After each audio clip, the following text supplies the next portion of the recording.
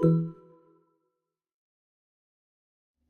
this guide, I'm going to show you guys how to verify your Roblox account. You learned how to request the official verification badge on Roblox. Start by opening a web browser and visiting Roblox official support center at roblox.com/support. Once you're on this page, you might be prompted to log into your account. Just provide your Roblox account's credentials and log in. You'll be directed to this page. Now you'll need to fill out this. First, type in your username, then first name, email address, confirm your email address, select the device in which you are having the issue, select the help category, account hacked or can't log in. For the subcategory as well, select that.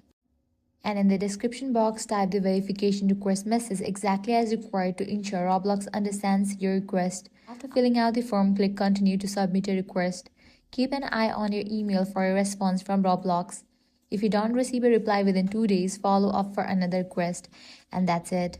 This way you can verify your Roblox account. If this guide was helpful, do not forget to like, share and subscribe. Thanks for watching.